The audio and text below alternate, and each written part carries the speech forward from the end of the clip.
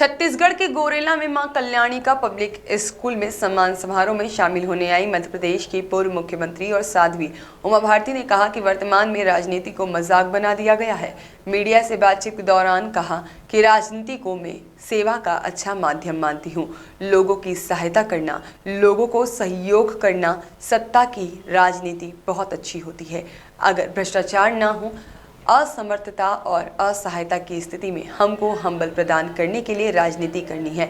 वहीं पर केंद्रीय जल संसाधन और नदी बचाओ अभियान की केंद्रीय मंत्री रहते हुए उन्होंने नदियों के विकास के लिए रिवर इंटरलिंकिंग योजना बनाई थी, जिसमें 35 मिलियन हेक्टेयर सिंचाई 34,000 मेगावाट पावर जनरेट करने की तैयार की थी और जिसमें कि महानदी गोदावरी के महालिंग योजना बनाई थी और वहीं पर नदियों के जो पानी को स्रोत बंद हैं उसे खोले जाने की आवश्यकता है और इस तरह से जोड़ा जाए कि पर्यावरण की हानि ना हो। भारतीय जनता पार्टी नरेंद्र मोदी के चेहरे पर काम कर रही है, पर पूछे गए सवाल पर कहा कि मोदी चेहरा नहीं है, वह एक जीवत शक्ति है। और वहीं ज्योतिरादित्य सिंधिया की तारीफ करते हुए कहा कि कांग्रेस ने अपना हीरा खो दिया है। 2017 का विधानसभा चुनाव भारतीय जनता पार्टी ज्योतिरादित्य सिंधिया के कारण हारी और भारतीय जनता पार्टी के प्रवेश के साथ ही आज ज्योतिरादित्य सिंधिया के कारण ही मध्य प्रदेश में भाजपा की सरकार है। जल संसाधन मंत्री रही, नदियों के विकास की और संरक्षण की बात की, कहाँ पाती है नदियों को आप? नदियों की स्थिति में हमने बहुत अच्छी योजना बनाई थी रिवर इंटरलिंकिंग की, खास करके जिसमें मैंने 35 मिलियन हेक्टेयर ज़मीन की सिंचाई और 34,000 मेगावाट पावर जनरेट करने की तैयारी की थी 30 लिंक को जोड़ के। उसमें से महानदी गोदावरी के महालिंक की बात भी हुई थी और नवीन पटनायक जी और रमन सिंह जी उसमें पर चीफ मिनिस्टर के साथ में बैठक हुई थी। नदियों में जो पानी के स्रोत बंद हो गए हैं वो खोले जाएँ और नदियों को आपस में इस तरीके से जोड़ा जाए कि पर्यावरण की हानि ना हो, तो भारत पूरी दुनिया का आर्थिक महाशक्ति बनेगा, ऐसा मेरा मानना है। तो इसलिए उस दिशा में हम काफ़ी काम करे आए। अब आगे नितिन जी के पास में रहा, अब वो गजेंद्र के पास में है, अब वो उस पर कर रहे हैं, ठीक से काम कर रहे हैं। वो जल्दी होने वाला काम नहीं है, लेकिन एक बार शुरू हो गया तो 7 साल में पूरा हो जाएगा। दीदी, आपके नेतृत्व में 1 दशक का पहले चुनाव मध्य प्रदेश में लड़ा गया, 1.5 दशक पहले, समझ चाहता हूँ। वर्तमान में आप मध्य प्रदेश की राजनीति में अपने आप को कहाँ पाती हैं?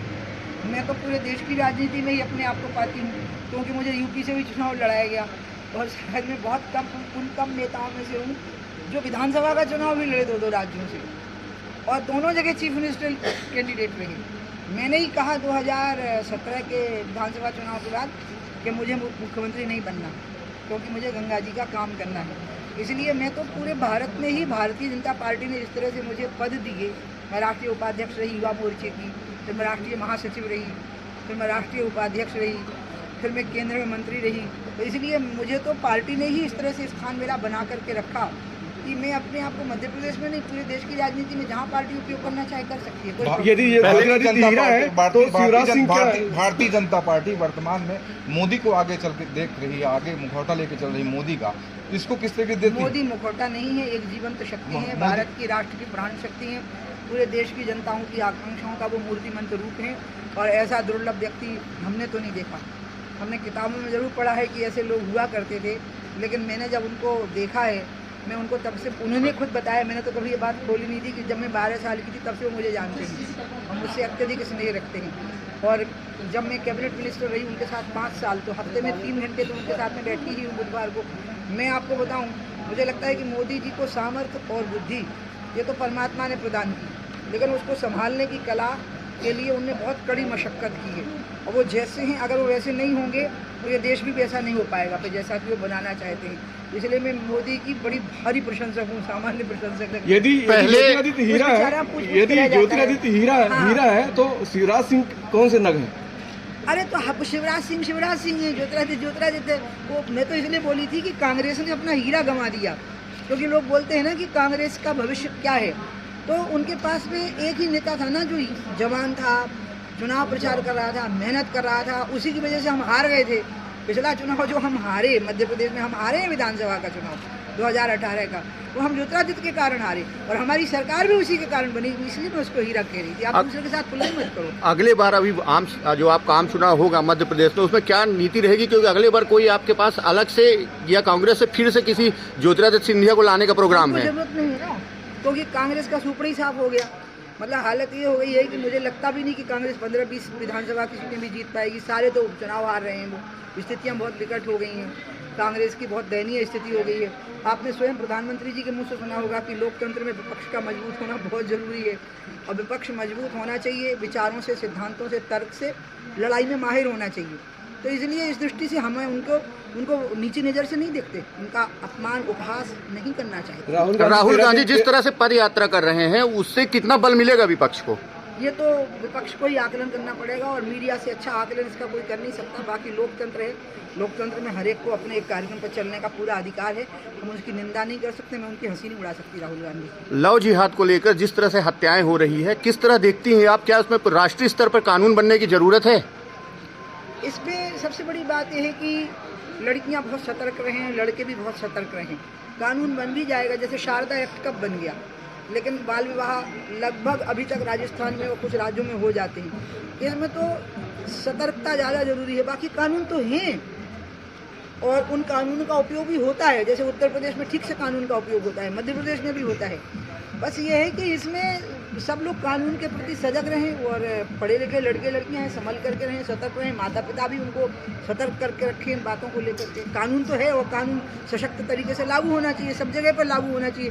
धर्म को उत्तर प्रदेश में लागू हुआ इसलिए किसी को खुश करने और ना खुश करने का टूल नहीं बनाना चाहिए, जो मोदी जी ने नहीं किया। उन्होंने विकास को एजेंडा बनाया, योगी ने साधु होते हुए भी विकास को एजेंडा बनाया।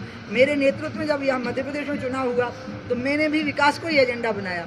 आज भी हमारी राजनीतिक पटल के ऊपर विकास ही हमारा एजेंडा है। धर्म हमारी आस्था का विषय है और उसमें हमारे प्राण बसते हैं। योगी मॉडल की जिस तरह से चर्चा हो रही है, अमरकंटक मध्य छत्तीसगढ़ में होता तो बेहतर होता। छत्तीसगढ़ के मुख्यमंत्री भूपेश बघेल कहते हैं वो जितना हिस्सा है उतना तो ठीक कर लें। अभी जो है छत्तीसगढ़ में थोड़ा बहुत है ना, वो ठीक कर लें और उसको दिखा दें, मॉडल के तौर पर पेश कर दें उसको। योगी अमरकंटक का एक छोटा सा हिस्सा है ना जो छत्तीसगढ़ में, उसको ठीक कर लें। योगी मॉडल की चर्चा जिस तरह देश में हो रही, पहले गुजरात मॉडल की चर्चा होती थी, किस तरह देख रहे हैं योगी मॉडल जिस तरह से सामने आ रहा है? ये तो नाम आप देते हो, ठीक है, और हर एक का एक एक मॉडल होता है। शिवराज का भी एक मॉडल है, मानवीय संवेदनशीलता के साथ विकास, मतलब ह्यूमन टच है और साथ में डेवलपमेंट है।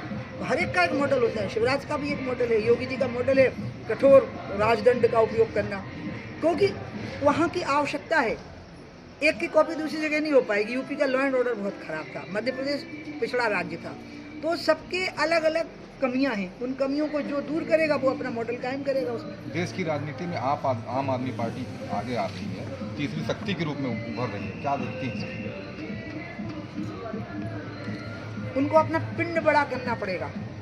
पिंड, जो मूल पिंड होता है ना, उसमें हवा जब हम भरेंगे तो वो अगर उसकी कैपेसिटी उसको कैरी करने की नहीं होगी ना तो फुब्बारा फूट जाता है। तो इसलिए उस दृष्टि से वो छोटे राज्यों तक तो ठीक है, अभी वो राष्ट्रीय स्तर पर अपना स्थान नहीं बना सकते। इसके लिए बनाने के लिए उनको जितना त्याग और तपस्या करनी पड़ेगी और जितना हड़बड़ी से बचना पड़ेगा। हम लोग ऐसे नहीं बने। अगर बीजेपी के लोग ये घमंड पाल लें हम लोग तो हम बन गए। जी नहीं, हमारे पीछे 3 पीढ़ियाँ होम हो गई जनसंघ से, तो बीजेपी में 2 पीढ़ियाँ होम हुई हैं और उन्होंने जेल काटी है। राजमाता सिंधिया जी जैसे महारानियों ने 2.5 साल की जेल काटी है। लकीराम अग्रवाल यहीं छत्तीसगढ़ के थे, बर्बाद हो गए थे, दिल्ली के व्यापारी थे और बर्बाद हो गए थे वो उस समय पर, लेकिन फिर भी उन्होंने तपस्या की। तो 3 पीढ़ियों के संघर्ष के बाद हम यहाँ पर पहुँच पाए हैं। अब अगर उन्हें लग रहा है कि हम सब कुछ तुरंत फटाफट कर डालें तो इसमें उनका खत्म ही हो जाएगा, उनको फायदा नहीं होगा। बीजेपी में चौथी पीढ़ी में कौन आ रहा है? बीजेपी की चौथी पीढ़ी में अभी रुक जाने